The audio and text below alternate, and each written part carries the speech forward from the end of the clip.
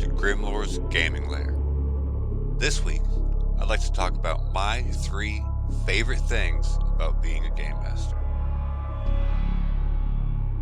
The first thing, we get to play again. Do you remember what it was like when you were little and you had your favorite toys? Mine, personally, He-Man and Ninja Turtles. Child of the 80s. And man, when I would load my backpack up with those toys and take them over to, my cousin's or another friend's house, and we'd be able to, or they'd come over to my house and we'd take them outside.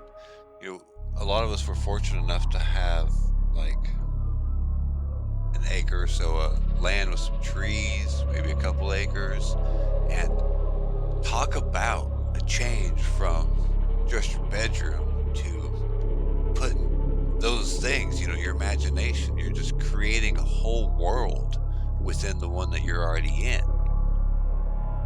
Well, isn't that what we do at the gaming table? I would definitely argue so. We're world building through play.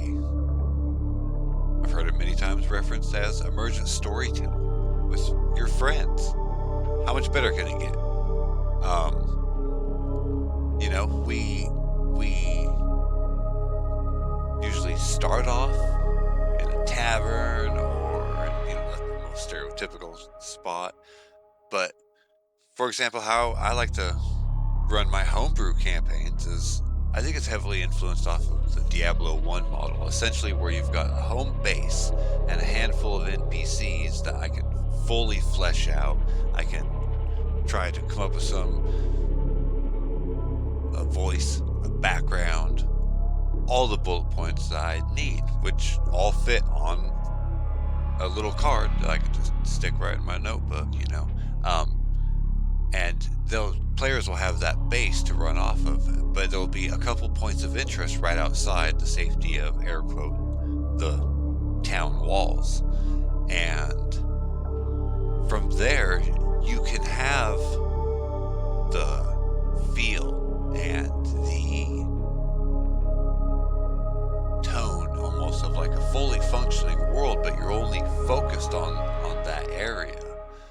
And as you play and you continue and more sessions are now in the rearview mirror, you should be able to look back and see how this is just expanded and expanded. Like if you were to just drive, let's say, someplace you've never been before, get dropped off there. Well, you're going to get to know the neighborhood, local stores, maybe where the hospital is, the necessities.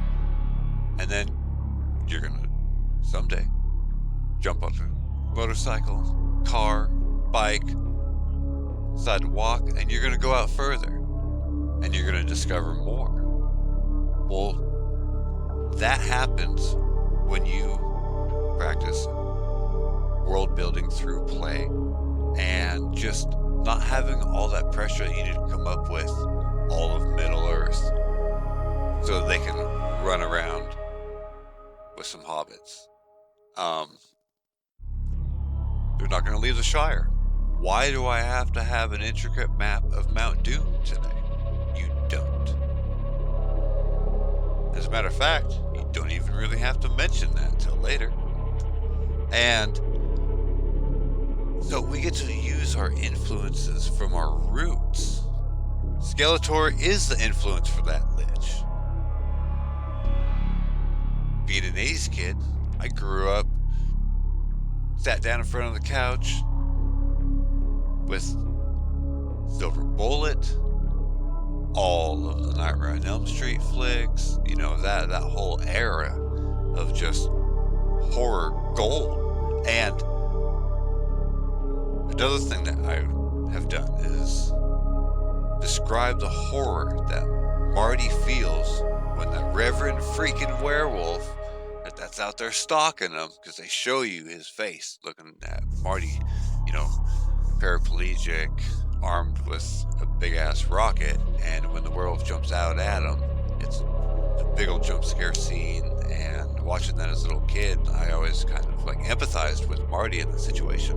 Um, so it's easy for me to put myself in that moment and then use like those types of scenarios, things that we familiarized ourselves with as we were all, forming our routes that would lead to us diving into this hobby so deep. And we can use those as inspiration.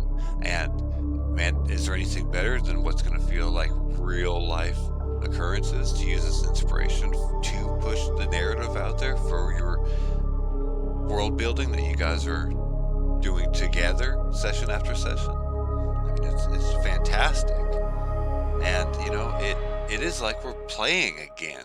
Um, it's just that we've gone from action figures and sticks, plastic swords and shields, to pencils, books, and dice, and I am damn well here for it. And that's what we get to play again. The next thing, second thing on the list for three favorite things about being a game master: winning at RPGs. Because, you can do that, right? Dungeons and Dragons, Call of Cthulhu, what was it, Cult? It doesn't matter. Lamentations of the Flame Princess, Old School Essentials, Daggerheart, Index Card RPG, Shadow Dark. It doesn't matter what it is. You can win at it. And we all do. I'm not sure if that's what you call it. That sure as hell is what I call it. So, what am I getting at, right? Hey, Grimlore, how do you win at an RPG? Big eye roll. You become fully immersed. And when I'm there with my players, whether it's me and them interacting with one another in whatever moment, real immersive role-playing moment, or it's a real heavy combat, and it's it's like we're riding a wave together, and all of our imagination is invested in this moment, and you feel it when you're there. It's hard to describe, like I'm going to say a bunch of stuff that I imagine it would be like. Let's say being in a band and everybody's hitting the notes all in the right time, and you don't have to look at your hands because you feel like you know it so well, and you're just in that moment. Like I said, riding a wave, everybody's on that same surfboard, and no matter what analogy you want to use, you don't want to burn out, you just want to live in that moment, right? And I think that's possible. It's part of winning at RPGs. Another way is being the one to have it introduced to you, as I would say much more being the introducer. So this was able to happen to me in the last about year and a half ago, as well as last Saturday. Friday night and Saturday night.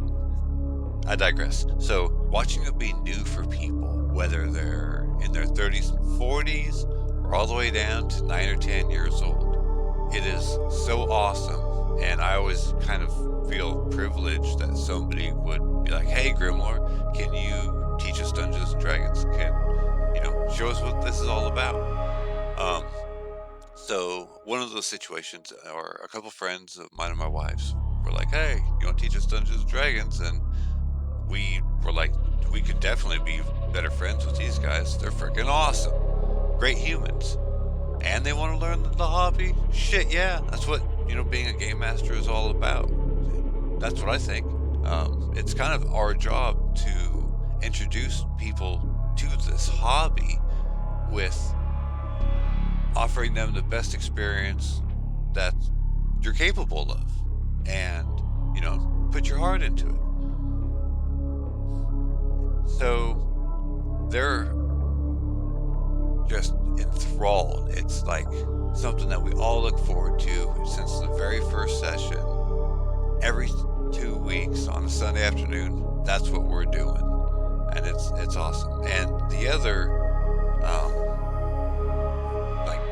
introducing this to people is, so my son and his two younger cousins I ran Shadow Dark for the other weekend, And man, watching them jump in there. Now we're talking about three little ones that they all have their own learning disabilities to overcome. And to be able to create a safe environment where they feel supported and know that it's okay for them to again be like, hey, Grimlore, what do I roll for this again?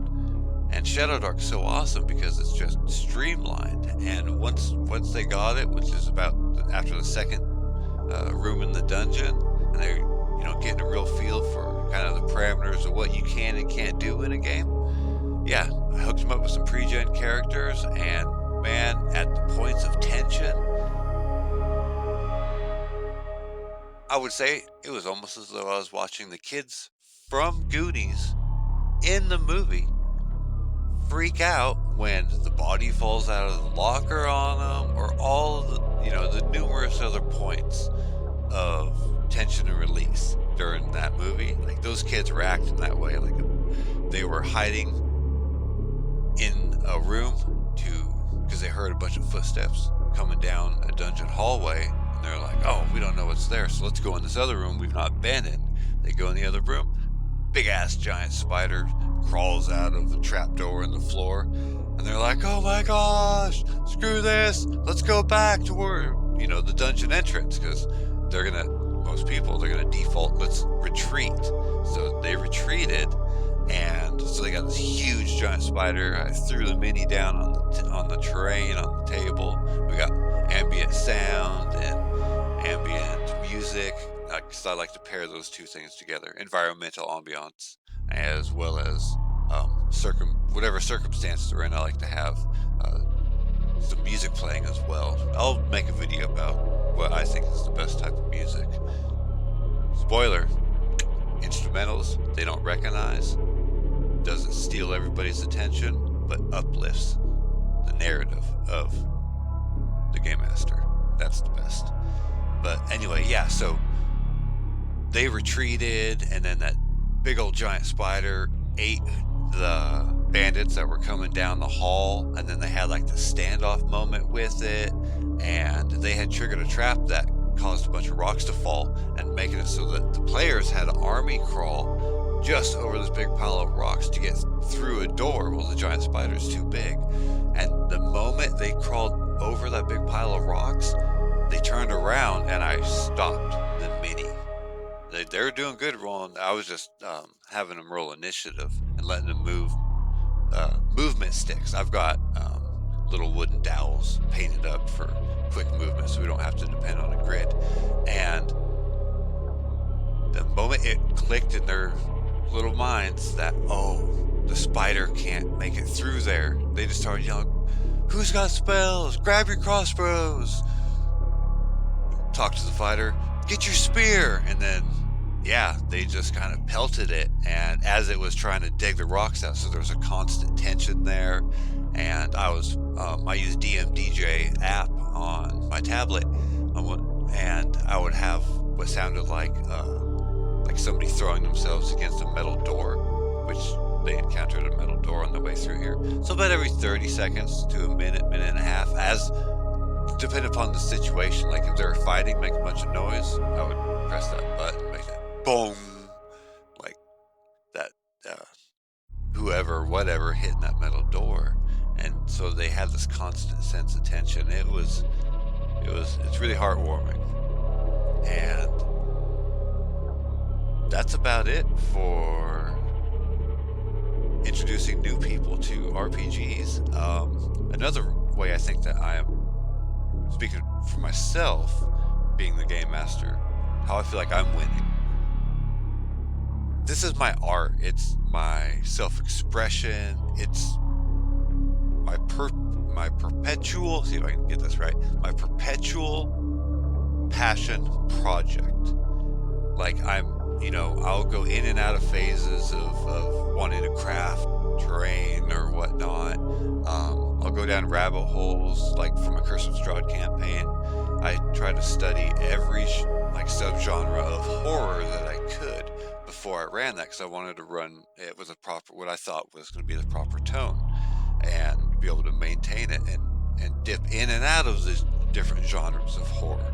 So I like to do the same thing with whatever game I'm running because, I'm another good point here is I'm always trying to get a little bit better at being a game master. What else can I try to learn about? What different stories do I need to audible or try to read or, get my hands on? So it's like I'm always reaching to see if I could. Well, is that an affordable option to kind of like build onto my gaming table? Let's see, and there's always a carrot hanging there. I like to think, and not that I'm getting led down a road, but it's there's a goal there. But I say it's the hanging carrot because you can always learn more and you can always be better. Doesn't mean that we're not doing awesome because if you just want to try out this game master thing, you're already winning. Your heart's in it. You're there, man. You're there. So being fully immersed with your players, sharing those moments of triumph and sorrow together, being able to sit back and watch your players in character, whether they're speaking in character or in their normal voice, but just letting them just be, and they are, role playing amongst themselves, and just like wow, it's really awesome. It's really awesome to see. It always makes me feel like I'm winning. So that's winning at RPGs. The third thing that is probably my yeah, it is definitely my favorite. And without it, I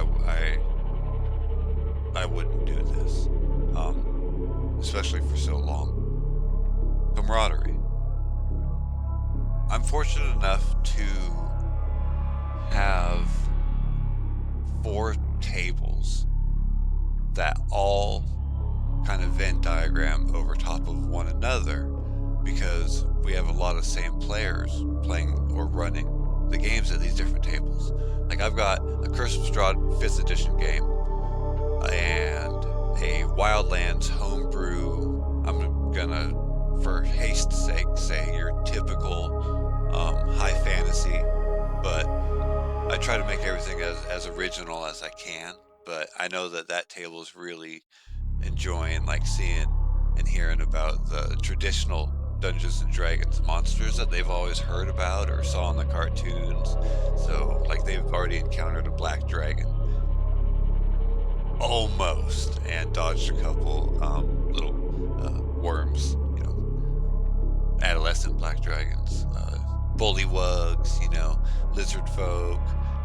There's this shadow orb from this like sinister sorcerer, definitely reaching into the sword and sorcery vibes for that stuff, and yeah, it's really awesome because all of us, I mean, my wife and I, we put on for example, a Yule celebration every year, and we've got the Sunbell, and basically we pass a meat horn around to while we're standing around a fire, and it's whenever you have the meat horn, it's like your turn to share, and you can sing. We got kids that sing songs.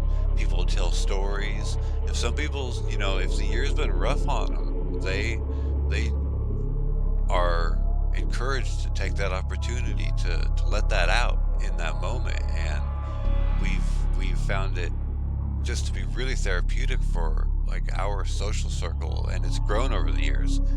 So as our gaming circles, a lot of the people that go to that play at these tables. Actually, all of them do. Absolutely, all of them do. And so, with your tables being friends, and you've got the camaraderie. Anybody that comes in, I bet there's a lot higher chance that you're going to build friendships and kind of um, include them in, because everybody that's already in this group is likely to only bring people in that are also going to want to be in this hobby and enjoying all these wonderful moments. And as game masters, it's our job to what I've heard referenced many times. I gotta say thanks Runehammer, but like the dorking, right? um Being putting yourself out there as much as you can to set a bar of dorkness. And then when that new player comes in, they may feel comfortable to try to say a little accent with their, or maybe rather than say my character does this, they'll say I do this. I'm gonna do that. Oh hey, and what about this? And they'll start pulling from the players and the game master, and everybody together nurturing that. That's, that's awesome. That's really, really, that's the shit that we chase, right? That's just awesome. And with the camaraderie, did you have a shit week? We all do. You got 1 or 2 games this weekend you're supposed to run. Stuff's weighing on your shoulders. It's hard to like bury your nose in that Trapper Keeper binder. I do 3-ring binders for my games myself. Leather-bound journal, whatever it is, it's hard to crack that open and see more than just, words written on a page at times. And having the people that you game with also be the people that are there to pick you up in life, if you're lucky enough to have those, that's a lot, because during those times they're going to be there for you, and they're going to understand like the game master's having a rough day. What can we do? That's what happened to me last week. I ran my Curse of Strahd game as well as my Wildlands campaign, and there's a little bit of crossover in the people between the 2 games. First night was Curse of Strahd, man, and my wife and we had a really rough week, and we had about a 45-minute to an hour late start.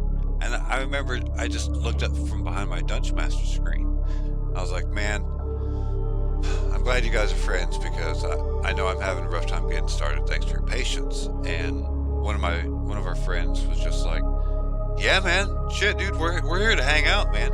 I mean, we've got our Shadow Dark books. We always bring those too. If we just want to plop a dungeon out tonight, we can do whatever, We're just here. And out of everything that he said, you know what I heard most? We are here. And it's always been that way in that game. The Curse of Strahd campaign, this is really important for me, right? And with things that humans do, like tattoos and different types of form of expression, it's always rooted from within ourselves, right? And I think that it's not really vanity that we share all the time, but it's a healthy form of expression. And so one of my players in my Wildlands campaign is doing my sleeve tattoo that's dedicated to my Curse of Strahd campaign. Ravenloft, yes, it's my favorite campaign setting. I fell in love with it the first time I saw the ADD, or first edition module. I've been a horror fan my entire life, as long as I can remember. So when my players plopped this book down in front of me, I was like, wow, never ran a module before. I've always just kind of just taken from them, and really just was obnoxiously, I'll say, dismissive of them. I was like, all right, homebrew, Well, we started Curse of Strahd in 2019, right before the Dark Ages hit. Bear with me through this, because there's light at the end of the story. During the Dark Ages, one of our players, at the beginning of the campaign, my wife and I lost her dad. And the table was there for us. Our players, our close friends, we mourned that together. And then come the dark times, and we did what we could while we could before we had to take a big long break for that to, be all done with in 2020. But during that time, one of our group had been diagnosed with cancer. And we played when he was there. We still gathered, and until he wasn't able to play anymore, we wouldn't play without him. But then we lost him. And we didn't really know what to do. So there's a long form video about this Christmas Straw campaign I'm going to make. But I'm going to kind of wrap this up a little bit. We went through that. Another player lost their dad. And we were all there for that. So God's be willing, we don't ever have to go through that again in such a small time. But we've trauma bonded together. We've used that game to, keep our foot down with a sense of normalcy in our lives. And I've really tried my best to write in. When we lost our friend, he's written in canon and in the story. We took our grief and our mourning of our friend, and we did it through the game. We had all the services and stuff like you do here in the States. You never know who's listening, so that's why I say in the States. And had services and everything. But what were we going to do with the table? It was his idea to have me run Curse of Strahd. Were we not going to finish it? No. Actually, hell no. So we are. And it's been a long road, but we're going to finish it out one way or the other. And the level of dedication we've had 102 sessions. 102 sessions of Curse of Strahd, 5th edition. They're level 9. We've had a couple of character deaths. But it's been really, really awesome. And we're going to finish it out. We had a couple people in the Wildlands campaign lose some folk. It's special to them in their lives. And we did the same thing. When I was going to run my Halloween creepy themed episode, when the Wildlands showed up, one of the players was it was close to a year anniversary for them losing their mom. And after every session, I'll usually I'll send a message. Essentially, it's like a heart dump. Like, you guys are awesome. I really appreciate you as friends and players, and I love what we're doing. And I'll send that to them. And I remember for the Halloween episode, what I'd written was, you guys showed up with us all having expectations that I was going to run a creepy session for you.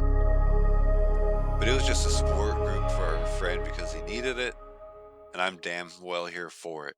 And that's what we did for the first half of the session together. We were just there for our friend. And I don't think that this is as common as I would like it to be for people, but damn it, man. I have got some of the best players I could ever ask for, me personally. And I absolutely wish that for everybody else. And so I guess to prevent myself from rambling too much further, because as I'm saying all these words to you, I've already thought of 4 or 5 other podcasts or videos I need to make to take deeper dives into these things. But, I'm going to close it off there. And just to say again, My 3 favorite things about being a game master is how we get to play again with our friends. I've discovered how to win at RPGs, and I hope that you are doing the same. And these things are almost as important as camaraderie. That I have found is number 1 favorite thing I get out of being a game master. And with that, wish you all well. Hit the subscribe, maybe a thumbs up, drop a comment. If you have any questions about role-playing games at all, table dynamics, be hung up on something, shoot me an email, gmgrimlore@gmail.com, and drop a comment. So, keep it grim, keep it wholesome. Talk to you soon.